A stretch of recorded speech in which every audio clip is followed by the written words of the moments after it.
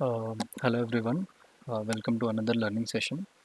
In this video, మనం will be looking at around what's happening around us అన్న concept మీద ఒక series start చేస్తున్నా.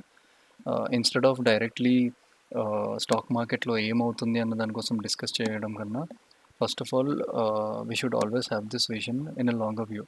అంటే అంటారు కదా, ఏదన్నా బాగా వెనక్కి వెళ్ళి చూస్తేనే కంప్లీట్ పిక్చర్ అర్థమవుతుంది అన్న కాన్సెప్ట్తో మ్యాక్రో ఎకనామిక్స్ ఎట్లా వర్క్ చేస్తుంది, గ్లోబల్ న్యూస్ అనేది ఎట్లా రెస్పాండ్ అవుతాయి, and how stock markets react, and different players ఎట్లా రెస్పాండ్ అవుతూ ఉంటారు, and what all happens in the scenarios అన్న దాని మీద జనరల్ టాపిక్స్ డిస్కస్ చేస్తూ I'm trying to give out a narrative, not directly telling anybody that we're going to ఏదో crash చూడబోతున్నాం మార్కెట్లో ఆర్ ఏదో పెద్ద బుల్ ర్యాలీ అయిపోతుంది. The entire point of this video is ఒక అవేర్నెస్ క్రియేట్ చేద్దామని. But ఇట్లాంటి న్యూస్ కూడా లింక్ అయి ఉంటాయి ఒక కంట్రీ డెవలప్ అవ్వడానికి. Because stock market it self completely depends upon the countries economy. And మన కంట్రీ ఎంత బాగుపడితే స్టాక్ మార్కెట్ కూడా అంతే బాగుపడుతుంది. బికాస్ లుక్ ఎట్ అరౌండ్, మీకు చుట్టూ ప్రతి ఒక్క ఉన్న బిల్డింగ్ అయినా ఏదైనా it's a stock. At the end of the day they are listed in the stock market.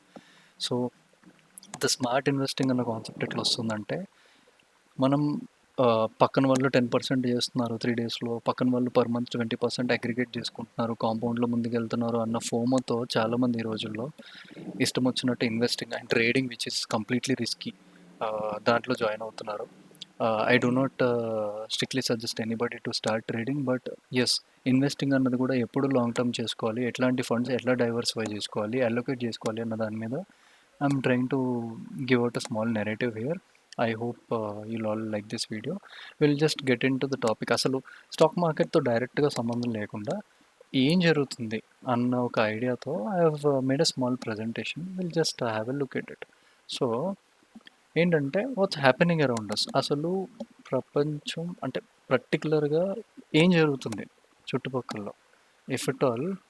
నేను I try to explain some specific topics. Okay, so there is something called OECD.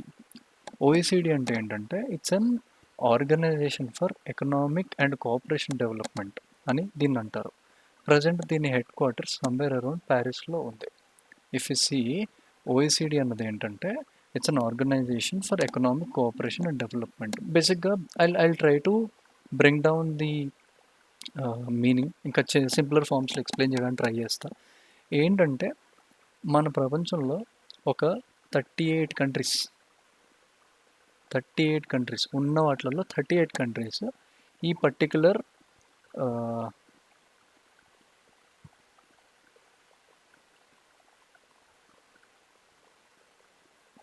ఈ 38 countries ఈ particular దాంట్లో group ఉందన్నమాట. అంటే వీళ్ళు ఏం చేస్తారు, మీకు ఒక క్వశ్చన్ రావచ్చు, అసలు ఏంటి గ్రూప్ ఏంటి? బేసిక్గా it's a club for rich people, rich countries అనుకోండి. ఇప్పుడు ఒక 200 కంట్రీస్ ఉన్నాయంటే అందులో ఒక 38 కంట్రీస్ ఈ పర్టికులర్ ఆర్గనైజేషన్లో they are members of a rich club. So బేసిక్గా వీళ్ళ పాలసీస్ ఉంటాయి. వీళ్ళు ఇన్వెస్టింగ్ కానీ, లేదా ఒక కంట్రీ ఇన్ఫ్రాస్ట్రక్చర్ ఎట్లా డెవలప్ అవ్వాలి, క్రైమ్ రేట్ ఎట్లా తగ్గాలి అన్న దాని మీద వీళ్ళంతా ఒక పాలసీస్ బిల్డ్ చేసుకొని ఆ కంట్రీని డెవలప్ చేయడానికి ఆ పర్టికులర్ ఆర్గనైజేషన్తో పాలసీస్ ఫామ్ చేసుకొని దే హ్యావ్ బికమ్ ఏ బేసిక్గా. ఇప్పుడు మనం చూస్తుంటాం కదా, వెల్ఫేర్ క్లబ్ అని, ఇట్లాంటి వాల్తేర్ క్లబ్ అని చెప్పి. సో అట్లాంటి ఒక రిచ్ కంట్రీస్ క్లబ్ అనమాట ఇది. సో ఈ ఓఈసీడీలో ఎవ్రీ ఇయర్ బయట కంట్రీస్ నుంచి వచ్చే వాళ్ళని మైగ్రెంట్స్ అంటాం. ఎక్కడి నుంచి డిఫరెంట్ ప్లేసెస్ నుంచి వచ్చి ఈ కంట్రీలో సెటిల్ అయ్యి రెసిడెన్షిప్ కోసం అప్లై చేసే వాళ్ళని మైగ్రెంట్స్ అంటాం. అండ్ ఇప్పుడు ఈ టాపిక్ ఎందుకు తీసుకొస్తున్నా అంటే, last year it was a record 2.8 million, అంటే ఆల్మోస్ట్ 28 lakh పీపుల్ మైగ్రేట్ అయ్యారు. అంటే ఈ 38 కంట్రీస్లోకి జాయిన్ అయ్యారు. ఓఈసీడీలో ప్రతి ప్రపంచంలో ప్రతి మూలల నుంచి వచ్చి ఈ కంట్రీస్లో జాయిన్ అయ్యారు అనమాట. ఈ హైయెస్ట్ ఏంటంటే, ఈ లిస్ట్ని టాప్ చేస్తుంది ఇండియన్స్. సో అంటే మీరు చూస్తూనే ఉంటారు, ఇండియన్స్ కెనడియన్ సిటిజన్షిప్ కోసం ఎంతెంత ఖర్చు పెడుతున్నారు, యూఎస్ఏ, యూకే, ఇట్లా అన్ని కంట్రీస్కి. బేసిక్గా కూడా మీరు అర్థం చేసుకోవాల్సిన విషయం ఏంటంటే, there are 3 kinds of people in India. We're a developing economy. ఒకటి ఉండేది హై ఇన్కమ్ గ్రూప్స్, అంటే బేసిక్గా rich people. Middle income groups. Then we have lower income groups, బేసిక్గా పావర్టీ. సింపుల్ చెప్పాలంటే మిడిల్ క్లాస్ వాళ్ళు ఇప్పుడు ఏమవుతుంది ఈ సినారియోలో? మన వాళ్ళు మన పర్టిక్యులర్ కంట్రీ సిటిజన్‌షిప్ వద్దు అని అనుకోని they are renouncing Indian citizenship and వాళ్ళు బయట కంట్రీలో జాయిన్ అవుతున్నారు. బయట కంట్రీలో జాయిన్ ఏమవుతుంది? దీనివల్ల మన కంట్రీకి ఏంటి? బేసిక్‌గా రిచ్ పీపులే కదా ఇక్కడ ఎంప్లాయ్‌మెంట్ జనరేట్ చేయాలి. అట్లాంటిది వీళ్ళు సిటిజన్‌షిప్ క్యాన్సిల్ చేసుకొని బయటికి పోతే ఎంప్లాయ్‌మెంట్ పడిపోద్ది. బేసిక్‌గా country GDP will anyway fall. కాకపోతే ఇప్పుడు ఎంటైర్ ఇన్కమ్ ట్యాక్స్ గట్టిగా మాట్లాడితే 2% ఆఫ్ పాపులేషన్ కడుతుంది. అండ్ ఈ బర్డెన్ అంతా ఎవరి మీద పడుతుంది? మిడిల్ క్లాస్ మీద పడుతుంది. సో ఈ నరేటివ్ ఎట్లా కదులుతుంది అని అంటే బేసిక్గా రిచ్ పీపుల్ అంతా ఇండియా వదిలేసి వెళ్ళిపోతున్నారు. They are basically becoming foreign investors. ఒకవేళ తర్వాత కూడా వాళ్ళు ఇండియాలో ఇన్వెస్ట్ చేస్తే వాళ్ళు ఫారిన్ ఇన్వెస్టర్స్ అవుతున్నారు. మనకి ఉండే 3 రకాల ఇన్వెస్టర్స్ అనుకుందాం. ఒకటి okay, before going in to this topic, ఈ ట్యాక్స్ వల్ల ఎట్లాంటి ఇబ్బంది పడుతున్నాము అన్న దానికోసం మాట్లాడదాం. ఇప్పుడు రిచ్ పీపుల్ ఎలాగో ఇండియాలోంచి వెళ్ళిపోతున్నారు. If at all you can follow ట్విట్టర్లో ట్విట్టర్లో there is a page called real estate పాఠశాల. లాస్ట్ ఇయర్ హరి గారు అని చెప్పేసి is one of the biggest infomaniac about real estate and all. He told around కోటి ఇల్లులు 1 crore విల్లాస్ అబాండన్ చేసి వెళ్ళిపోయారు జనాలు. అంటే జస్ట్ ఖాళీగా ఉరిచి దే ఆర్ ఐడిల్ అంతే. బేసిక్గా అబాండన్ అనకూడదు, ఐడిల్గా ఉన్నాయన్నమాట. రిచ్ పీపుల్ అంతా ఇండియాని రినౌన్స్ చేస్తున్నారంటే కోటి ఇల్లులు ఖాళీగా వదిలేసి వెళ్ళిపోయారు అనమాట ఇండియాలోంచి. బేసిక్గా ఇండియాలో ఎవరు ఉండట్లేదు. బేసిక్గా ట్యాక్స్ బర్డెన్ అంతా ఎవరి మీద పడుతుంది? మిడిల్ క్లాస్ మీద పడుతుంది. మనమే తెలియకుండా జిఎస్టీలు కట్టడం, ఇష్టం వచ్చినంత ట్యాక్స్లు ఇవ్వడం. దానికి తోడు I talk about finance minister also. ఏమవుతుంది? మిడిల్ క్లాస్ మీద పడుతుంది. మనం ఇప్పుడు సరే ఇంత కడుతున్నాము అని అంటే గవర్నమెంట్ చేయాల్సింది ఏంటి? గవర్నమెంట్ చేయాల్సింది బేసిక్ నీడ్స్ అంటే public transport should be good. ఇవేమన్నా సరిగ్గా ఉన్నాయా అని అంటే సారీ, వీటికన్నా ముందు కంట్రీలో ఉండాల్సింది మంచిది ఇన్ఫ్రాస్ట్రక్చర్.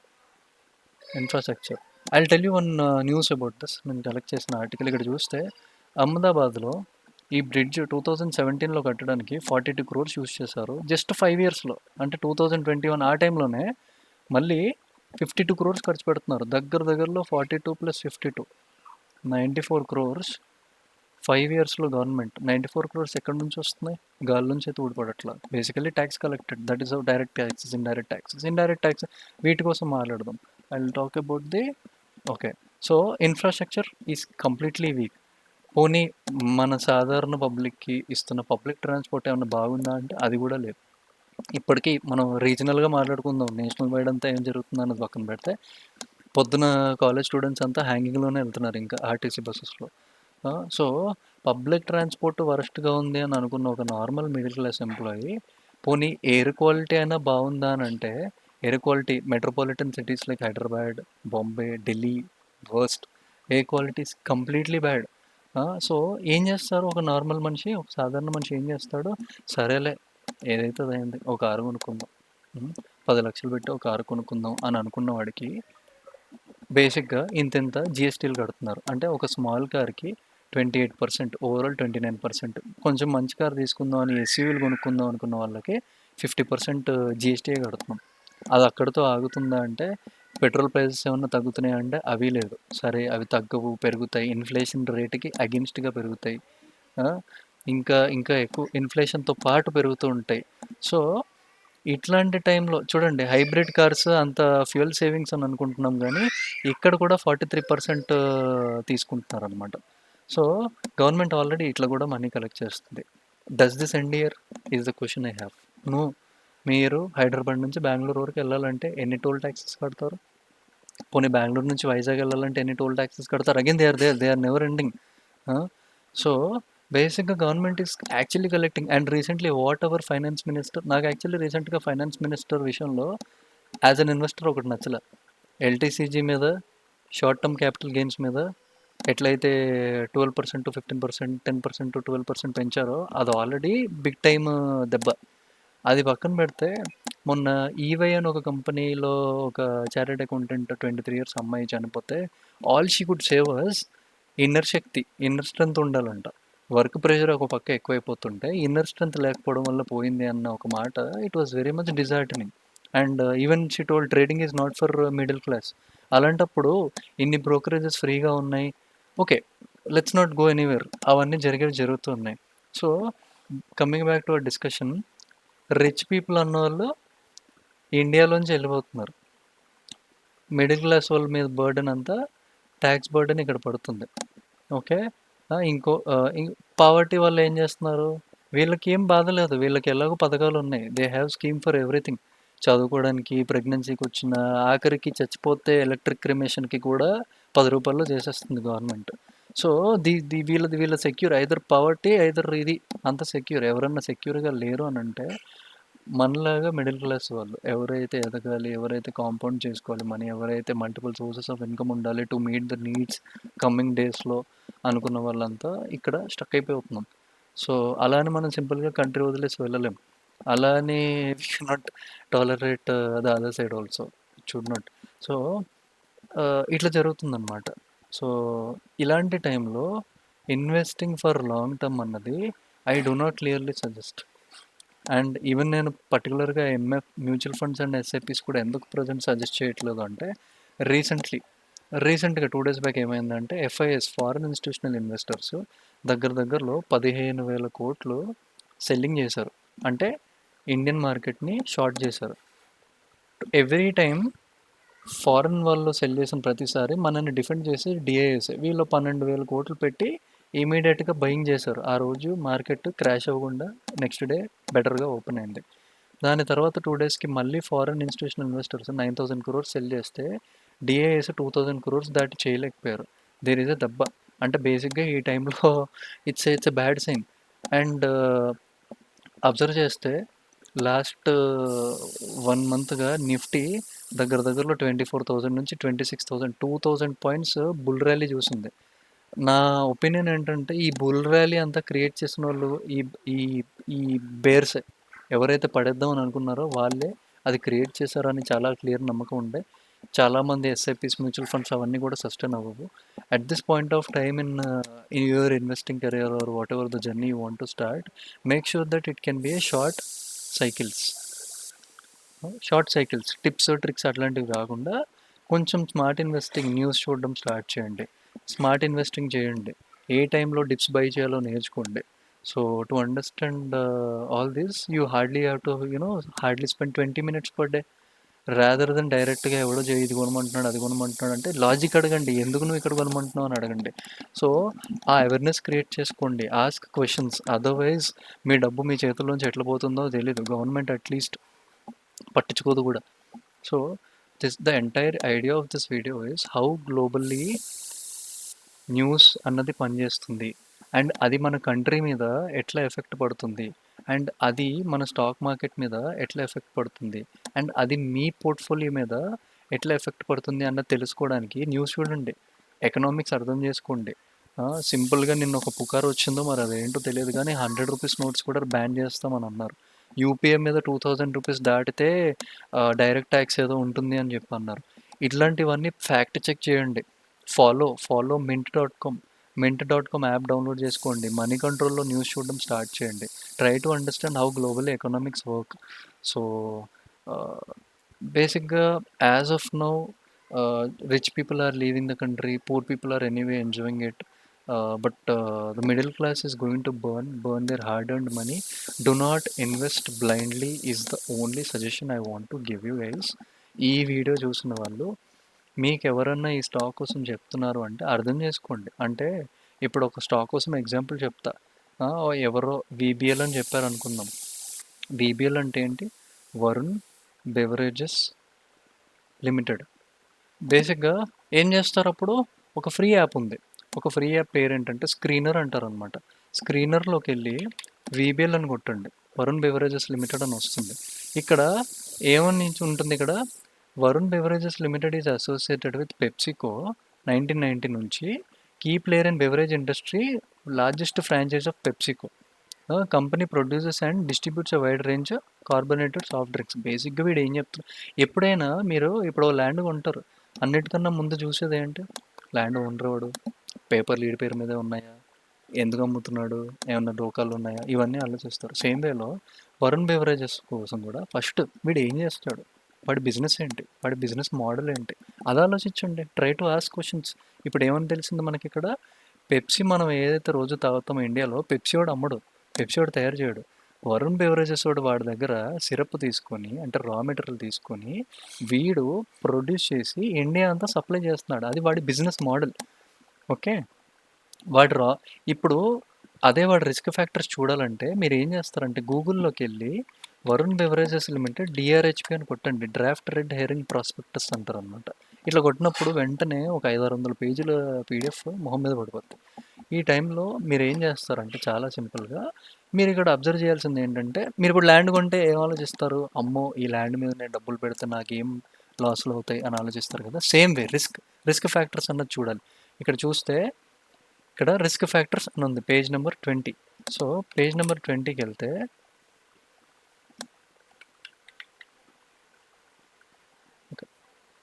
పేజ్ నెంబర్ 20కి వెళ్తే ఇక్కడ ఏమని రాసింది చూసారా, అంటే వరుణ్ బెవరేజెస్కి ఏ విధంగా లాసులు అవ్వచ్చు అని రాశాడు. వీడు ఏమని రాశాడు ఇక్కడ, termination or non renewal of our agreements with PepsiCo. అంటే సడన్గా పెప్సీ వాళ్ళు నీకు ఇవ్వండిరా ఇంకా అని అన్నారు అని అంటే వీడికి లాస్ అవుద్ది.